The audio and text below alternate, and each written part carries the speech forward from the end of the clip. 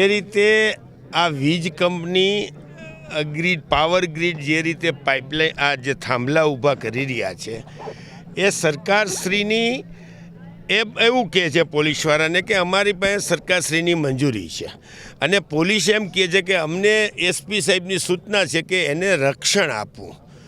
અમે હા પાડીએ છીએ, તમે રક્ષણ આપો. ખેડૂતના દીકરા કંઈ એને કોઈ હાથ નથી અડાડતા, પણ બળજબરીથી કામ ચાલુ કરાવવાનું રક્ષણ ન કરો. પોલીસનો સહારો લઈને કોન્ટ્રાક્ટરો દાદાગીરીથી જે ખેડૂતના ખેતરમાં પ્રવેશ કરી અને ખોદકામ ચાલુ કરે છે, એમાં સરકારશ્રી એક પણ રૂપિયાનું હજી સુધી આ કંપની એને વળતર આપ્યું નથી. જ્યારે કોઈ પણ કોન્ટ્રાક્ટ આવી પાવર ગ્રીડનો કોન્ટ્રાક્ટ હોય છે ત્યારે એમાં વળતર સાથેનો કોન્ટ્રાક્ટ હોય છે, એટલે જે વળતર દેવાનું છે એ કંપનીએ દેવાનું છે. હવે કંપનીને તો ઓછું વળતર દે અને ખેડૂતોને કેમ ચૂસવા એ જ એનું ધ્યેય હોય. જેમ અદાણી અંબાણીનું છે, પ્રજાને ચૂસીને નફો કમાવો, એમ આ કંપનીને નફો જ કમાવવો છે, ખેડૂતોના ભોગે નફો કમાવવો છે. એની સામે ખેડૂતો એમ કહે છે કે તમે પાવર ગ્રીડના થાંભલા નાખો, અમને વાંધો નથી, પહેલાં અમને વળતર ચૂકવો અને યોગ્ય વળતર સરકારશ્રી ચૂકવે. એ આપના તમામ મીડિયાના માધ્યમથી હું ગુજરાતના મુખ્યમંત્રી ભૂપેન્દ્રભાઈ પટેલ સાહેબને કહેવા માગું છું કે તમે એક સારા મુખ્યમંત્રી જો તમે તમારી જાતને સમજતા હો તો અત્યારે યુદ્ધના ધોરણે ચિંતન આ જ કરવાનું છે. તમારે સોમનાથ જઈને બધા અધિકારીઓને ભેગા થઈને ચિંતન શિબિર કરો છો. અત્યારે કલેક્ટરને બધા ગુજરાતભરના સોમનાથમાં બેસાડ્યા છે.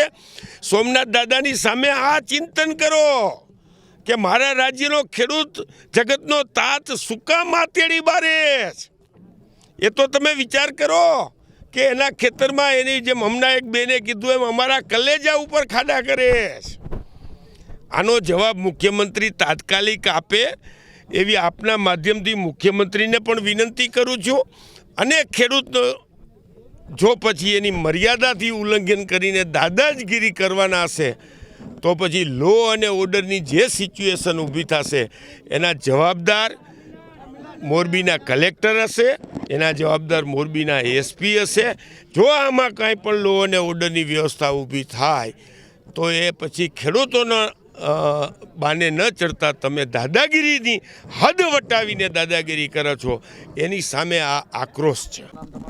કૈલા મિલન ગામ ખાખરેચીમાં અમારી માંગ એવી છે કે 2021ની સાલમાં એને 1003 લેખે વળતર ચૂકવ્યું હતું અને 10% પ્રમાણે મોંઘવારી વધે, કોઈ દિવસ ઘટે નહીં. એની જગ્યાએ અત્યારે એને 979 લેખે અમને હિસાબ કરાવે છે અને કોરિડોર જે નક્કી કર્યો હોય એ જંત્રી પ્રમાણે નક્કી કરે છે. કંઈ એક ખેતરના તો બે ભાવ હોય નહીં. અંદાજિત આ 14 જિલ્લાઓમાં આ જ પ્રશ્ન છે. મેં પોલીસને એવું કીધું હતું કે મારે પણ આ સાહેબોની FIR કરવી છે, તો સાહેબે મને એવું કીધું કે તમે કોર્ટમાં ચાલ્યા જાઓ. અત્યારે એમ કહે છે કે માળીયા પોલીસ સ્ટેશને આવો, ડબલ વાત કરે છે અમારી જોડે. યોગ્ય વળતર ન આવે ત્યાં સુધી સરકારને હું અપીલ કરું છું કે ત્યાં સુધી કોઈ પણ ખેતરમાં કામ ન થવું જોઈએ. મારા ખેતરમાં ખાડો ખોદી ગયા, મને 1 પણ રૂપિયાનું વળતર તો નથી આવ્યું, પણ મને કલેક્ટરમાંથી કોઈ પણ જાતની નોટિસ પણ નથી આવી. જો સરકારના ડબલ ધોરણો છે. આજથી 3-4 વર્ષ પહેલાં આવીને 765 kVની લાઈન અહીંયાથી નીકળી છે બાજુમાં સમાંતર જ. ત્યાં ખેડૂતોને ત્યારે એક થાંભલાએ 13-14 લાખ રૂપિયા વળતર મળ્યું છે. ત્યાર પછી સરકારે એક પરિપત્ર કર્યો અને એ મુજબ જે આ વીજ લાઇનના ભાવો હતા ખેડૂતના ખેતરના, એના 200% વધારો કરવાની સરકારે જાહેરાત કરી. તો એ મુજબ આ લાઈન અત્યારે જે ખોડાય છે બીજી 4 વર્ષ પછી, તો આના તો 26 લાખ ઓછામાં ઓછા મળવા જોઈએ. 26ની જગ્યાએ 3 લાખ મળે છે, એટલે સરકારનું ડબલ ધોરણ થયું.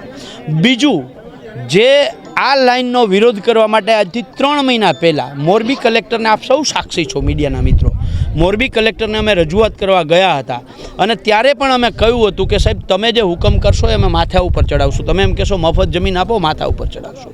પણ અમારી શરત એટલી છે કે 765 kVની લાઈન છે તો 67 મીટરનો કોરિડોર અને 50 બાય 50 મીટરનો પોલ આ જગ્યા માટે તમે હુકમ કરો છો. 50 બાય 50 મીટરથી બહાર એ જમીન વાપરે તો એ 1 ફૂટ જગ્યા અમારે કેટલામાં દેવી વપરાશી હક તરીકે અમારો અબાધિત અધિકાર છે. એ મુજબ તમે અમને ના કહી શકો, ના દબાણ કરી શકો. અત્યારે તમે જોવો આ 50 બાય 50 મીટરની જગ્યાએ 100 બાય 100 મીટરમાં આખું ખેડૂતનું ખેતર આખું ખેતર છે એ તમે હાલત જોવું તમે કેવી કરી નાખી છે. એટલે અત્યારે આ મીડિયાની હાજરીમાં પણ અહીંયા પોલીસના અધિકારીઓ અને પોલીસ ઉપસ્થિત હતી. એમને અમે કહ્યું કે 50/50માં અમે વિરોધ નથી કરતા, પણ બાકીનો જે ઉપયોગ કર્યો છે આ તો કાયદાનો ભંગ છે.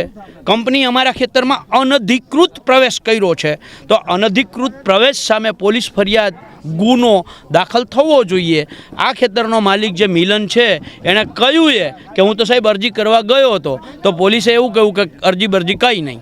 બરાબર છે. અત્યારે અમે કહ્યું કે સાહેબ આ તમારી નજર સામે છે, અમે મૌખિક રજૂઆત કરીએ છીએ, અમારી આ પોલીસ ફરિયાદ તમારે લેવી જોઈએ.